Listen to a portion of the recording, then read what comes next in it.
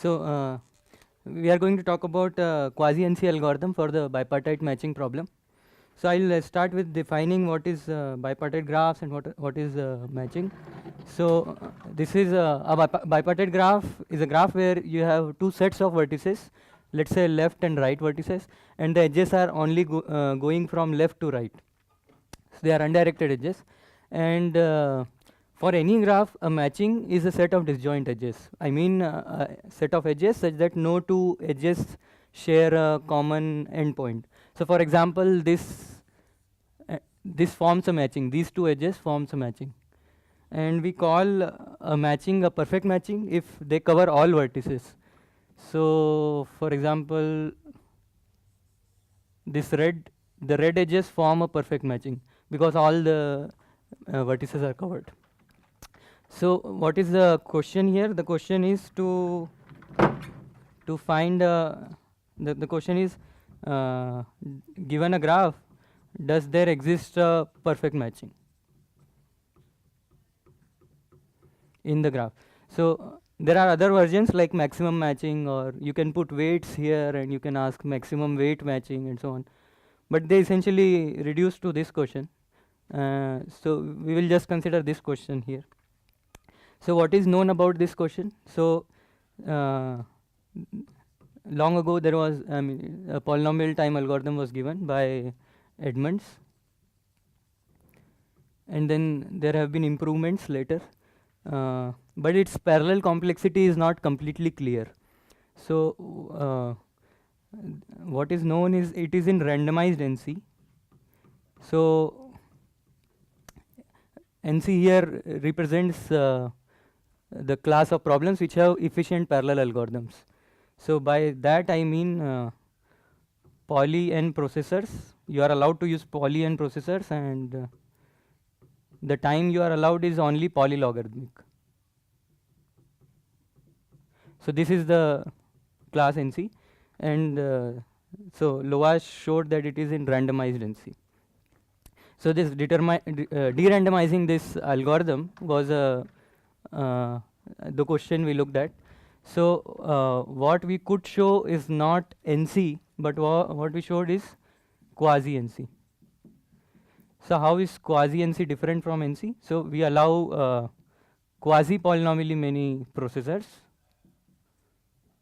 these processors, and the time is again the same, polylogarithmic time. Are you sure there's no space down on RNC? No. No, there is no space. No. So other way to put it is, I mean, you can replace this with size circuit, poly n size circuit, and time you can say it's the depth of the circuit. Yeah. Which doesn't translate into processor time. Okay. So Not for Turing machines. I mean, you mean for something else? I mean, of course, they assume many things like processors can communicate, and there is random access, and there is shared memory. All that unrealistic assumptions are there. So, but I don't think we need a space constraint. Yeah. So I mean, anyways, yeah. I mean, we'll come to that. Yes. So both this is also 2 and this is also 2. So when this 2 means the time is actually, the depth is actually log square n. So basically we don't need to go into what is NC and quasi NC, but the only thing we will use is the determinant of an n cross n matrix can be computed in NC2, where this has the entries have poly n bits. So such a determinant can be computed in NC2, and this is the only thing which we will use. We'll assume that it's in NC2, can be computed in NC2. This is algebraic NC2 or in terms of circuits? You mean is there a arithmetic circuit for determinant, or? NC2 is defined in terms of algebraic circuits or in terms of Boolean circuits. Boolean circuits. Boolean. Okay. Just to point out, it is also true in the algebraic. Yeah. Okay. So I'll start with giving some idea about this randomized algorithm, and then we'll see how to de-randomize it. So basically there is a simple connection with determinant. So what you can do is, given a bipartite graph, you can consider its bi-adjacency matrix. Bi-adjacency matrix, I mean, you have this rows are represented by left vertices and columns are represented by right vertices, and you write 1 here if there is an edge and 0 if there is no edge. So I'll just quickly make this 1 oh 0 1 1 and then e 0 0 oh yes 1 1 1 and 1 0 0. So basically, so I mean the connection is just that determinant is sum over all permutation, and the perfect matching is also a permutation of vertices. But if you take any permutation, it might not correspond to a perfect matching because an edge might be missing, right? So when you compute the determinant of this matrix, it will be sum over all permutations, and then product of this I sigma I entry. So basically the point is, if I take a permutation where there is a 0 entry, this will become 0. So I can just write it as sum over all perfect matchings in the graph, and then of course there is a sign of the, let's say, sign of the matching, I mean sign of the permutation, I call it sign of the perfect matching, E. And then there is a product associated, so basically it's 1. So now this determinant can be 0. I mean first of all, if there is no perfect matching, then determinant is definitely 0 because this is sum over all perfect matchings. And but even if there are perfect matchings, this sum can become 0 because of this sign, there can be cancellations. So what is the solution? One solution is you replace these 1 entries with distinct variables.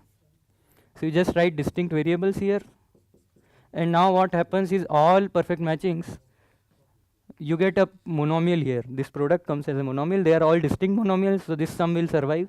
But now it's a huge polynomial. So how do you? Okay, so let me write. So let's call this xg. So determinant of this matrix is non-zero if and only if G has a perfect matching. I mean, as a polynomial, it's non-zero. So how do you test this? You can apply Schwartz-Zippel, De Mello-Lipton lemma. You can plug in random values for xi's, and we know with a good probability we'll get a non-zero evaluation. So the question is to de-randomize this polynomial identity test for this particular polynomial. We have distinct variables and some zeros. So to before going to the de-randomization,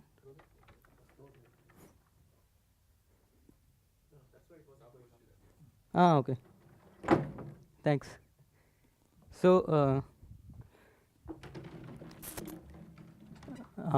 let's look at another randomized algorithm because that is the algorithm which we will going to de-randomize. So this is by Mulmule, Vazirani and Vazirani. So what they do is they define something called isolating weight assignment.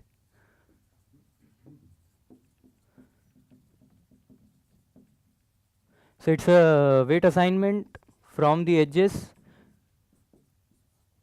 to numbers. So each edge gets a number, and there is a natural way to extend it to perfect matching. So weight of a matching is just summation over all edges in the matching, weight of the edge.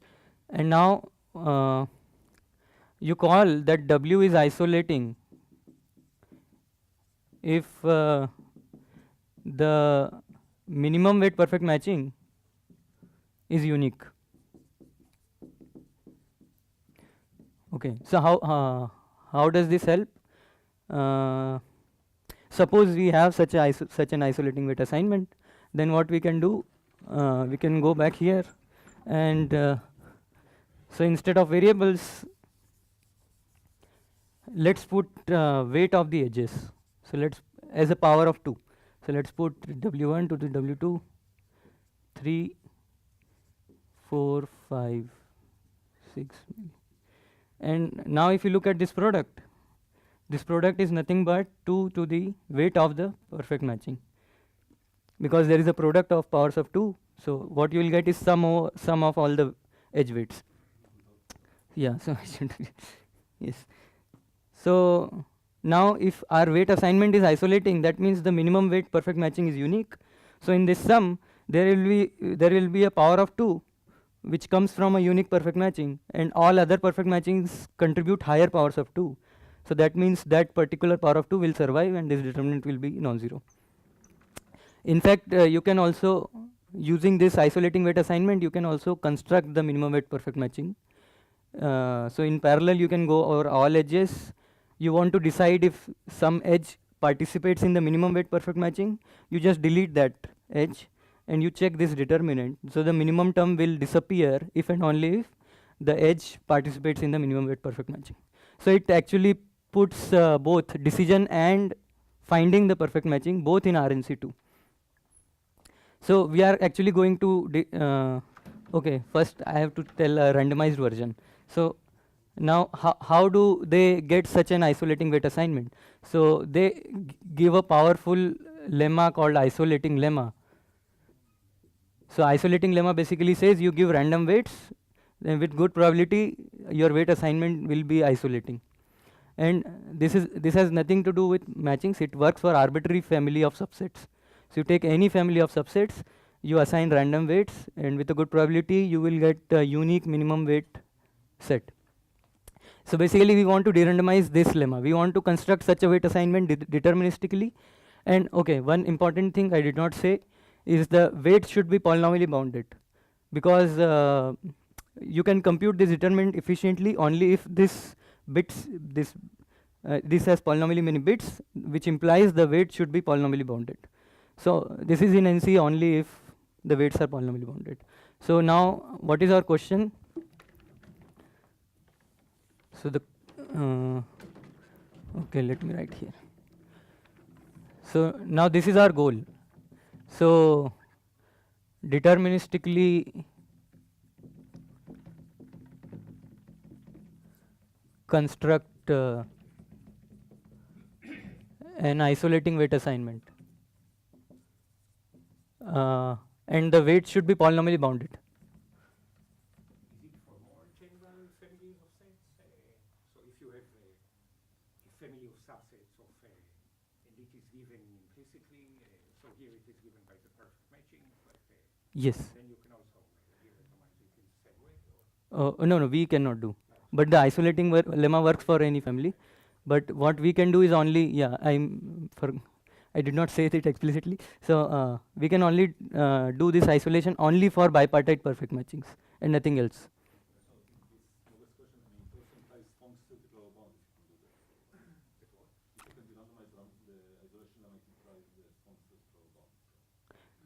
So the isolation lemma for work for a general.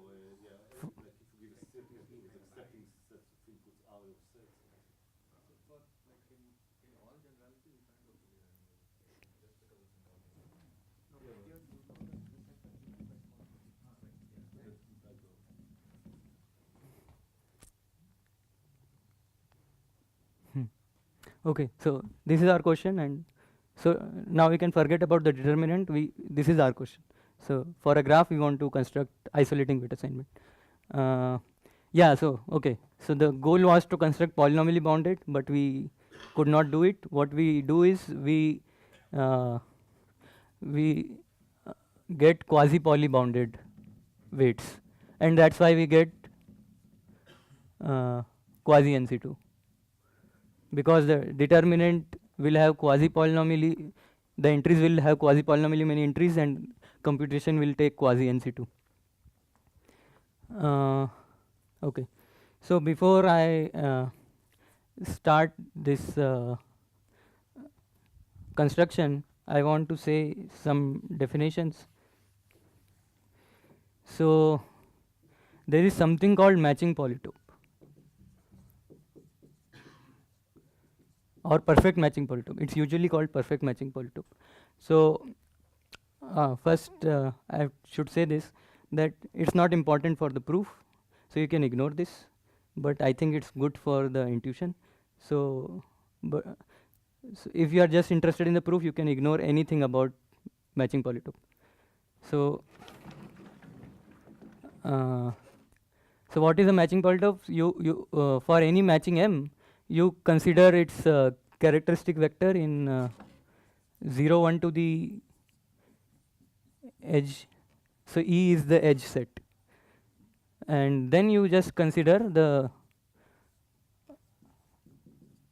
convex hull of all these points. This will give you a polytope. This convex hull is called perfect matching polytope. And for bipartite graphs, this polytope has very nice description, and basically that's how we get this algorithm. So I just drew a polytope. I mean, I'll go to that later. Okay. So yeah. So now I'll come back to the actual construction. So the starting point is a. Oh no. So. Yeah. So this is perfect matchings in G, and then we call this perfect matching polytope for G.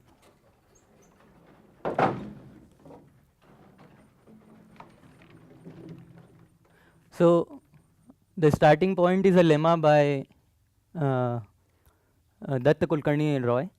So what their lemma says, before I should define circulation. Okay, so this definition is again by Datta, Kulkarni and Roy. It's called circulation of a cycle. So for a weight assignment on the edges, we define this CWC. By this I mean circulation with respect to weight assignment W for a cycle C.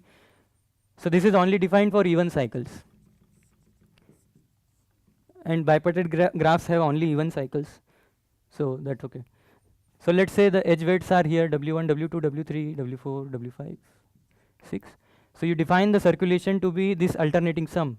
You take W1 minus W2 plus W3 minus W4 plus W5 minus W6. So I mean, there are two ways to define it. You can start with W2, so it changes sign, but I'm only interested in whether this whether this is 0 or non-zero. I don't care for the sign. So we can also add an absolute value here. It's not very important. So why is this circulation important? If you take two perfect matchings, okay, so let's take a nice cycle. What is a nice cycle? A cycle is a nice cycle if you hide it. On the rest of the graph, there is a perfect matching. So this cycle is called a nice cycle. And now you combine this cycle with these edges, and you see two perfect matchings. One with these edges, combine with these edges, and other is you switch on this cycle. So you get two perfect matchings. Let's call them M1 and M2.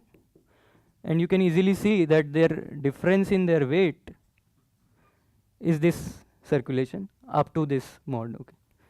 So if I ensure this is non-zero, then these two matchings will have different weights. Okay, so that was the some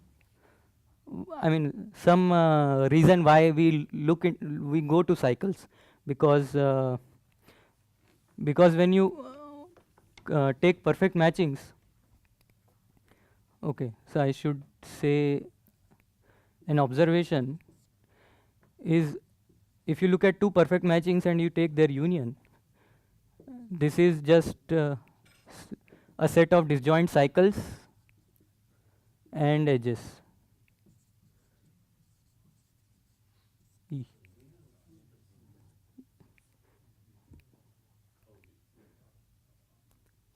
Sorry. Yeah.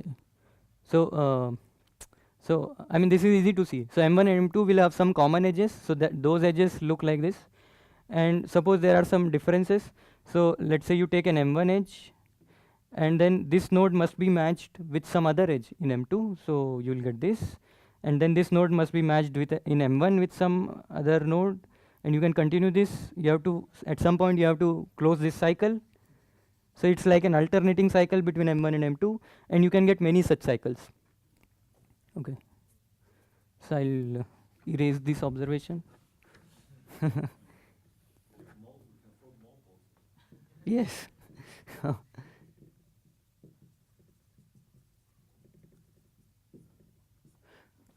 So why? Okay. So now comes the lemma from Dutt, Kulkarni, and Roy.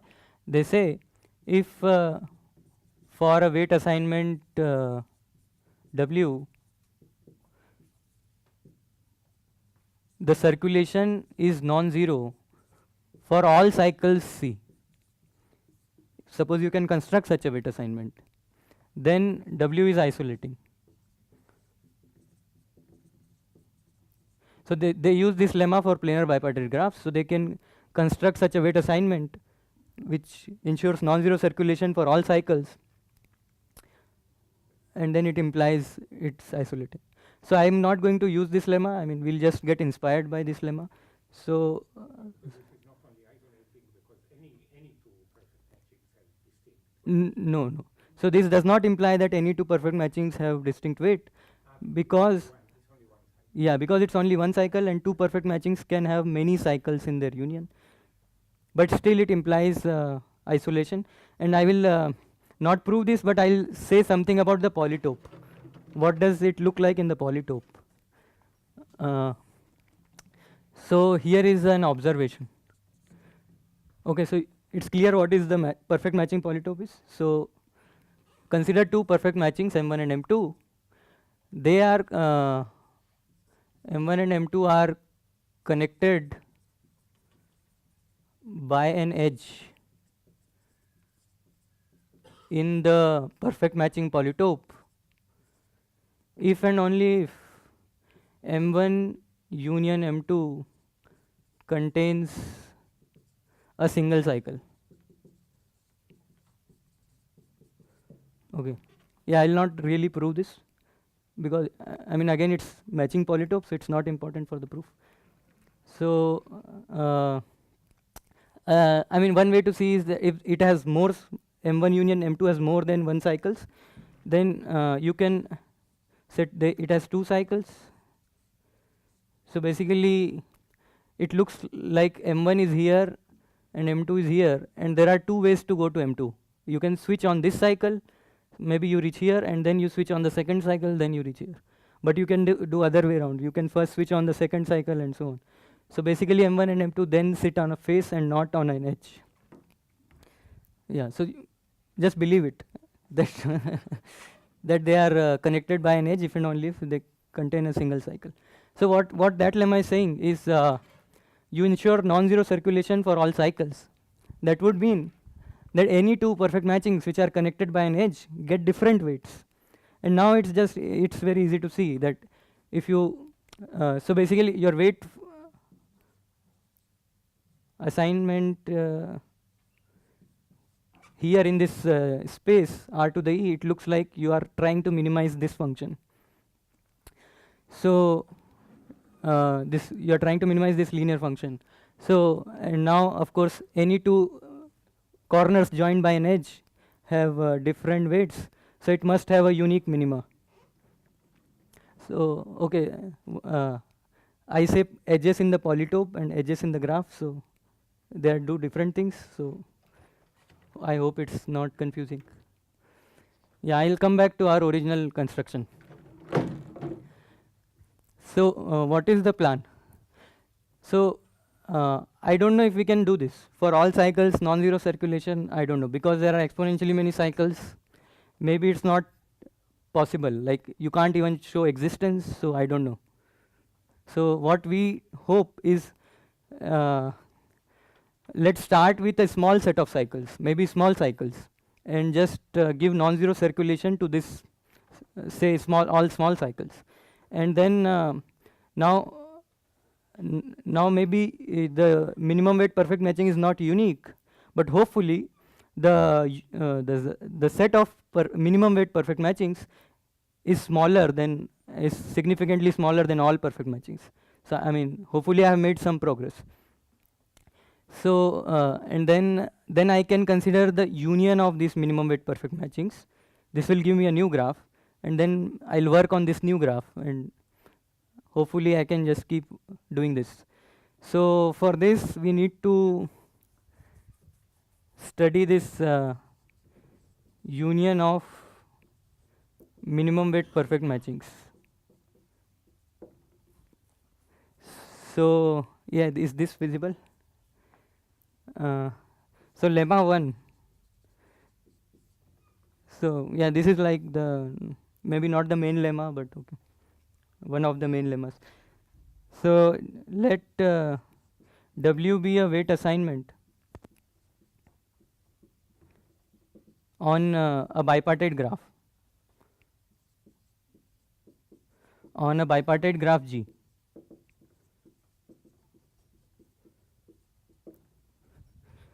Let G1 be the union of all minimum weight perfect matchings in G according to this weight assignment W.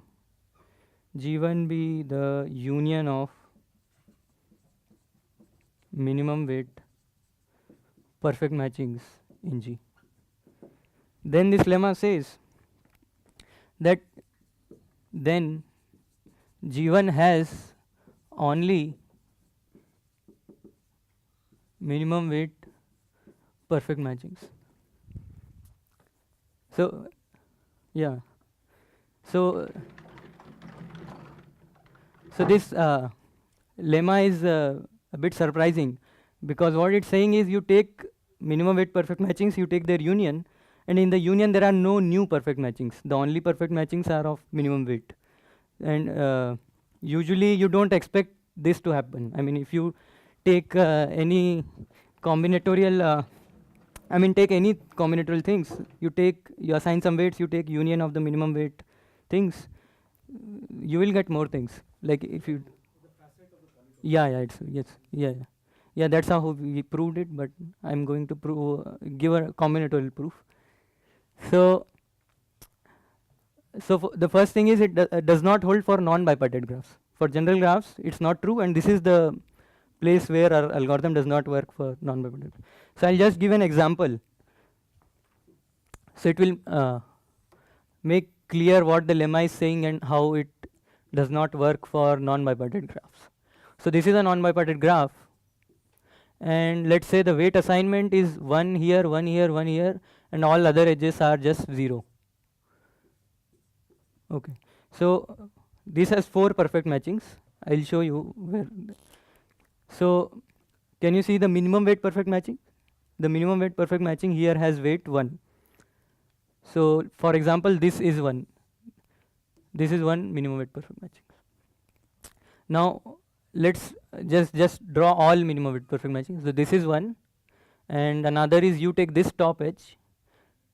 So the top edge and then these two edges, and another one is you take these 2 edges and the middle edge. So these 3 are minimum weight perfect matchings, all of weight 1. If you take their union, you get the whole graph, and in the whole graph there is a perfect matching with weight 3. So this clearly lemma 1 does not hold here. So what I want to say is lemma 1 fails here for non-bipartite graphs. Okay, so let's go back to bipartite graphs. So we hope to use this. I mean, it says that we have this union. This union is hopefully a smaller graph than G. I mean, we will measure it. We will make it concrete. How is it smaller? So let's.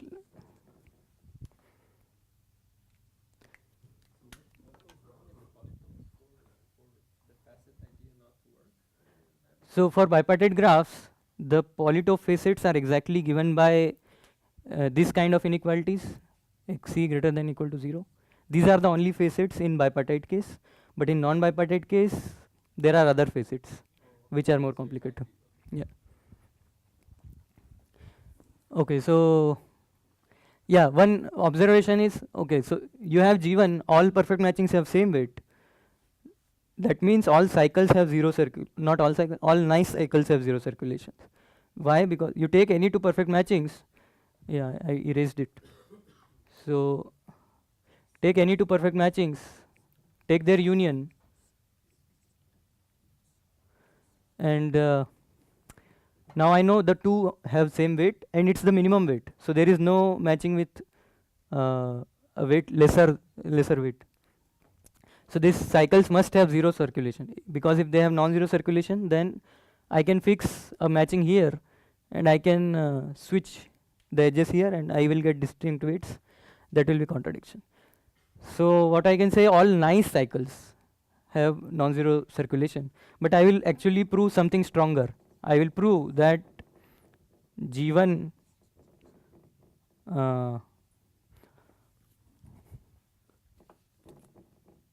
I'll prove that CWC is non-zero for all cycles C in G1. So let me write again. W is yes, sorry, is 0. So W is a weight assignment on a bipartite graph G, and G1 is the union of minimum weight perfect matching.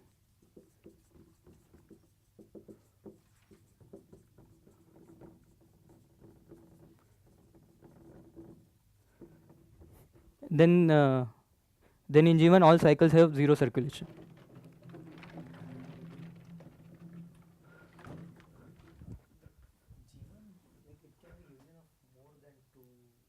Yes. So then, like, a cycle need not contain edges from like only two matches. Yeah. That's why it's a stronger lemma. Yeah, it does not follow from lemma 1. So I'll prove lemma 2. I mean independently.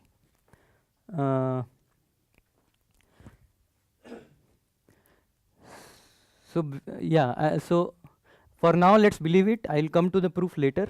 Let me just describe how we use this to give the isolating weight assignment construction.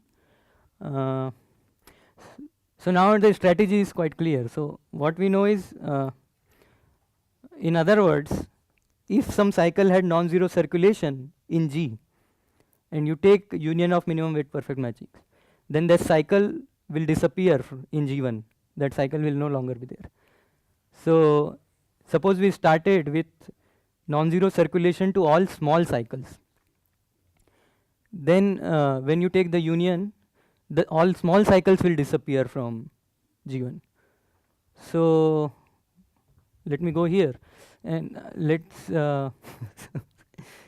let WG let's define W0 such that CW0C is non-zero for all length 4 cycles in G. So I want to find a weight assignment which gives non-zero circulation to all length 4 cycles. Why can I do this? Because the number of length 4 cycles is only n to the 4. So these are only n to the 4 cycles, and because it's a small set, I can use the standard tricks. We have seen this in sparse PIT. So I'll just briefly say, you can give exponential weights. So let's give power of 2.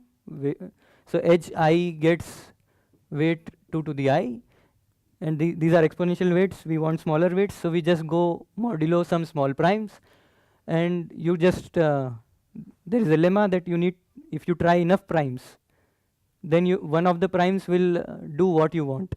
So the number of primes you need to try is this. You try order n to the 4 primes, and one of the primes will ensure all non-zero circulation for all these cycles. And actually length 4 is not important here. It's the only thing important is the number of cycles, and that's the only important thing. And moreover, it's a black box thing. I mean, it's this weight construction does not need to know where the cycles are. We just try all this set of primes, and one of them works for any set of cycles. So in this sense, it's a black box thing.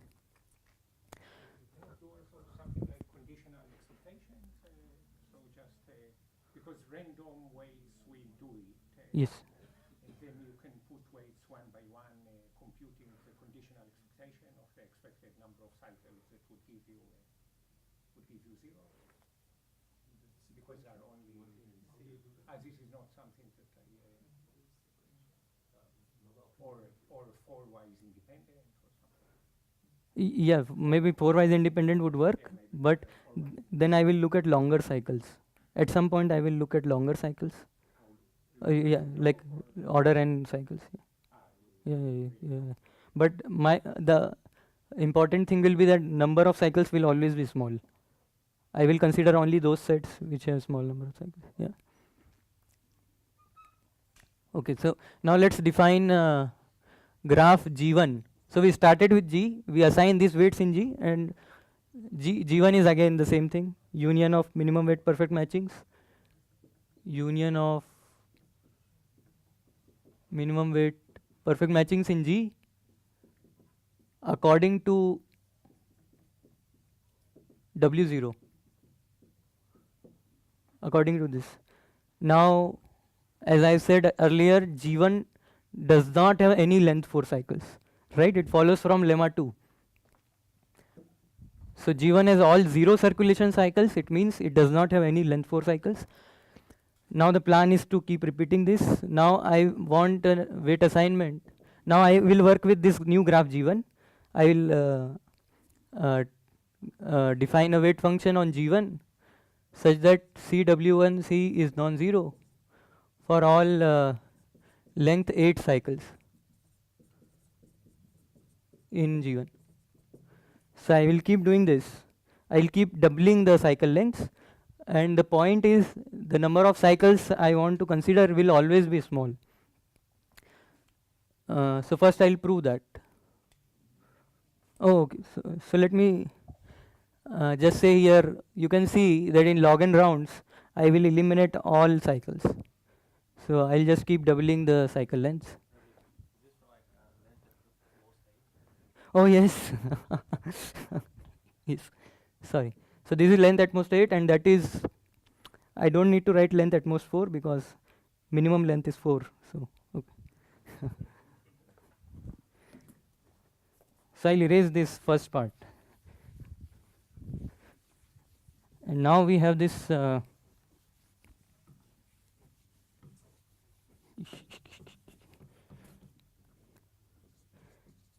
lemma 3. It says let H be a graph. So basically I am bounding the number of cycles, what I said there. Let H be a graph with no cycles of length smaller than r. Then the number of cycles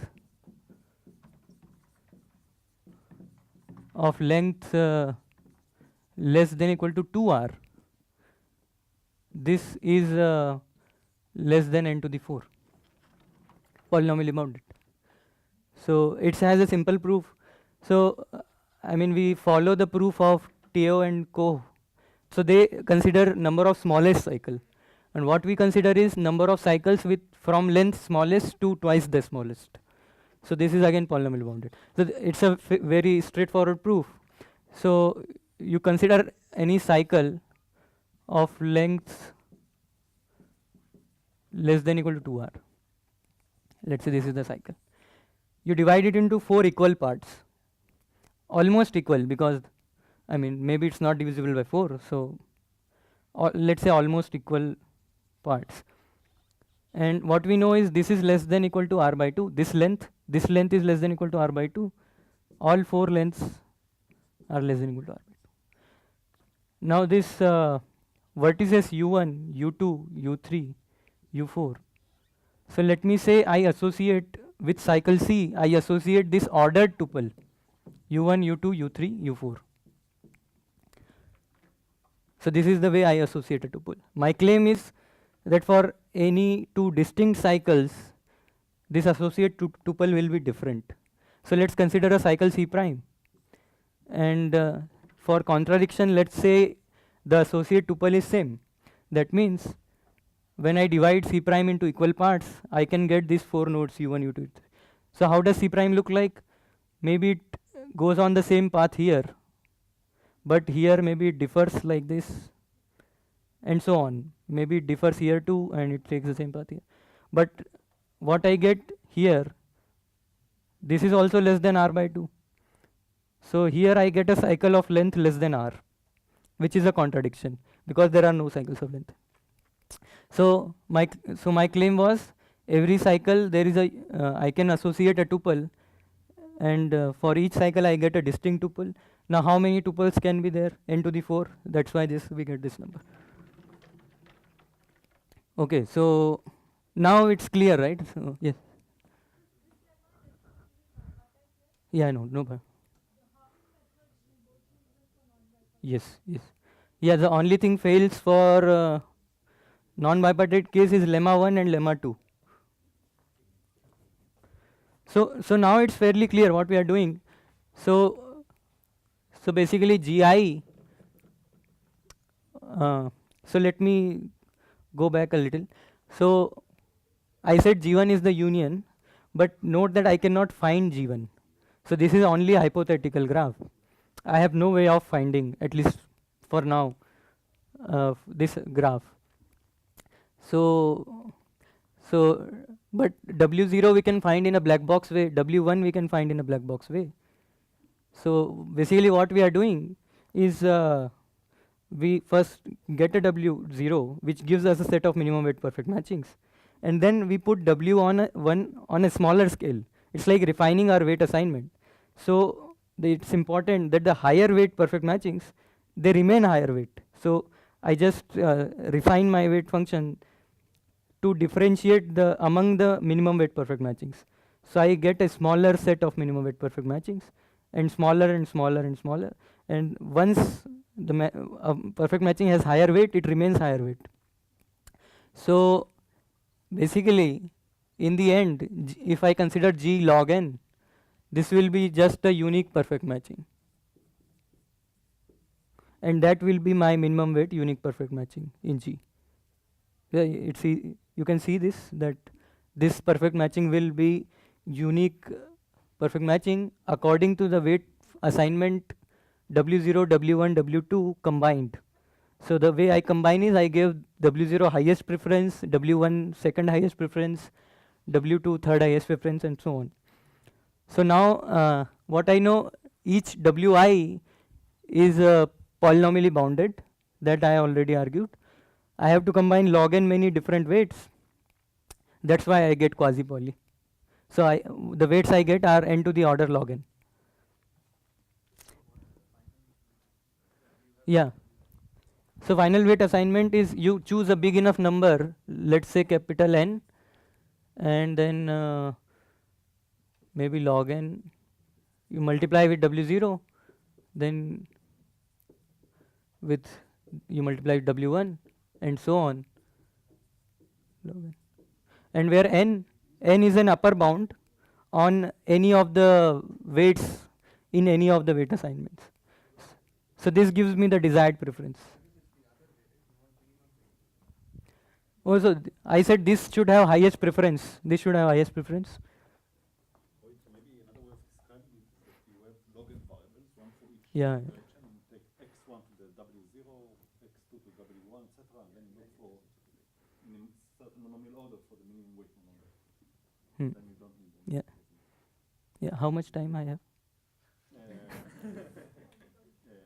1 minute, 2 minutes. I mean, you need more. Oh no, I started a bit late. because I yeah.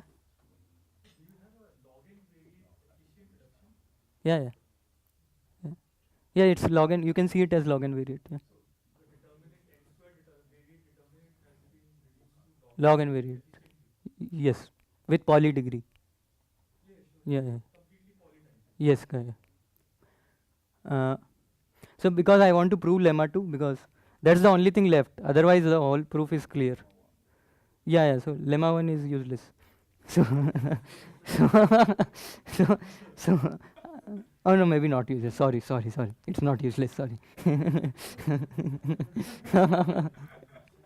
so, so actually, lemma 1 follows from lemma 2. So lemma 2 says all cycles have zero circulation. It would immediately imply that any two perfect matchings have same weight, and that is the minimum weight. So I'll try to prove this quickly. Where should I erase? Yeah, I can erase the. I'll erase lemma 3.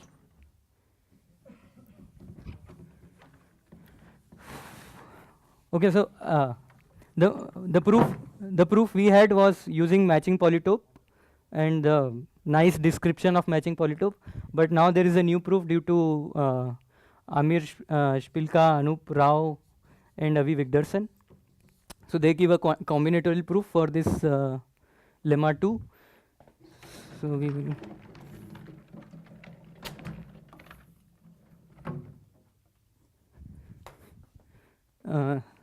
So it uses Hall's theorem.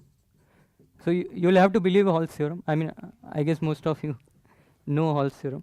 So what Hall's theorem says is, you have this bipartite graph. You have vertices on the left, you have vertices on the right.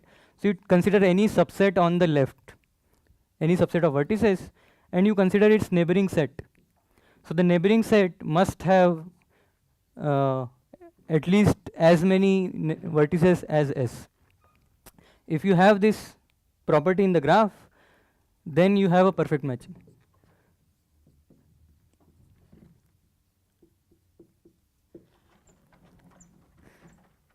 So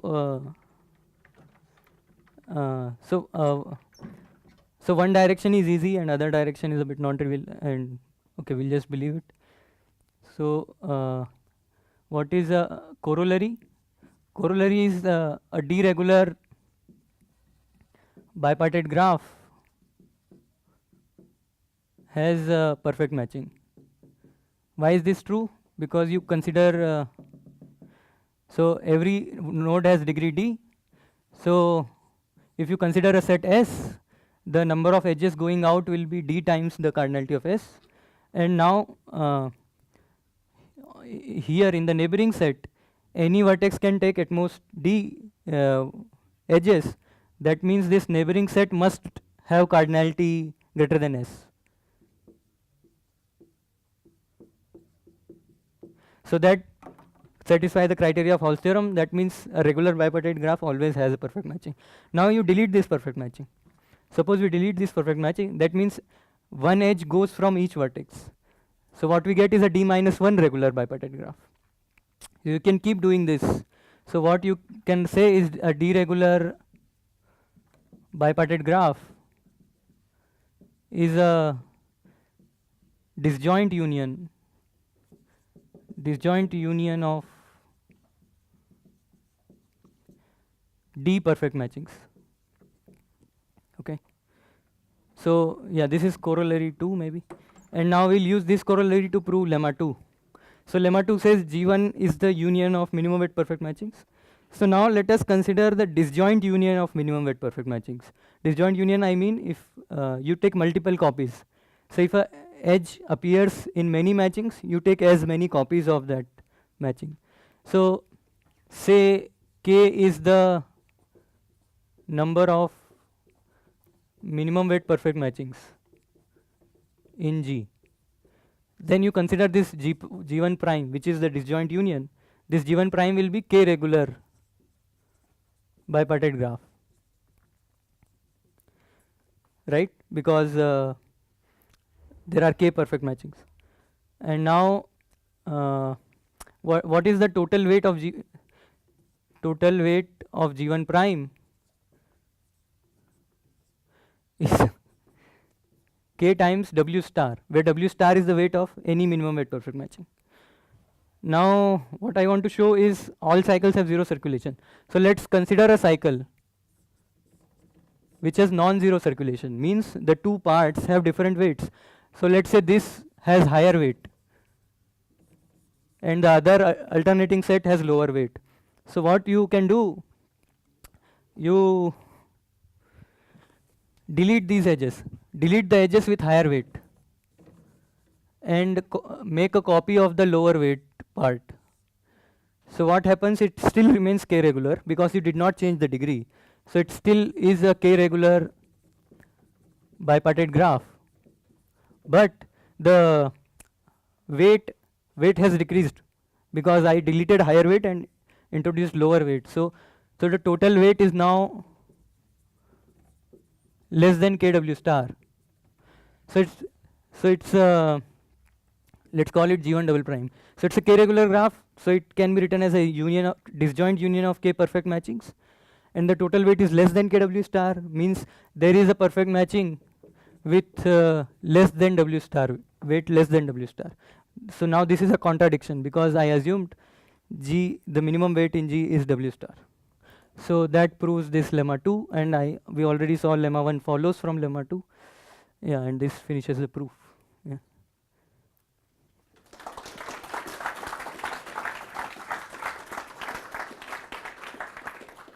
Okay, so I'll say one last thing.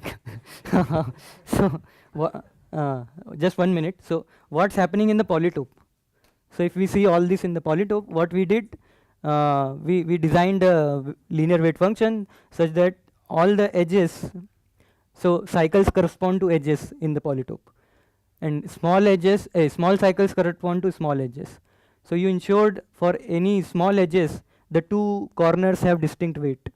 So that means you reach, when you minimize, you reach a face which has only longer edges, and there are no smaller edges. And then somehow it happens that in this phase, when you consider a little bit longer edges, their number remains polynomially bounded. So you again give non-zero weight to those edges, and you keep doing this. So the key point here is you consider any phase, and you consider the number of edges, small edges, like from smallest to twice the smallest, and this remains polynomially bounded here. And now we think that it should also hold for the polytope in the non-bipartite case, or any, I guess any natural polytope which comes from combinatorial objects, easy objects, should have this property that any face has small number of edges. If that is true, then we can do the same proof, and we can do isolation in that polytope. Yeah, that's all. Just to make sure, you go over all cycles in every step to check, to decide which prime you are choosing? So it's a black box. So I just try all primes. That means But for each of them you check? Or is it no, I combine the weight, and then I compute the determinant. So my only way to check is to compute the determinant. So that's the only way to check. Yeah. It's not, so you cannot in parallel, because there are so few cycles, you cannot check all of them in parallel? Because I cannot compute the intermediate graphs. So graph G1, G2, I don't know the graphs. Yeah. So basically, this is like a universal set that does not depend on the graph. Yeah. It does not depend on the graph. So you really show. And another question, if you were interested not in NC, but sort of harness like a Turing machine with space, so you're showing log square. Yes. So matching is in log square space. Yeah. So why is the final depth bound NC2? Because you're saying like doing determinant for each one of the steps, you have like log n steps. Oh no. So I combine the weight functions, and then I compute the determinant once. Yeah. So there are polynomially many choices for W0, polynomially many choices for W1. So overall I have quasi-polynomially choices of different weight functions. For all of them I compute the determinant in parallel. So pick or with finite quasi-poly, and under that a determinant. Yes. Yeah.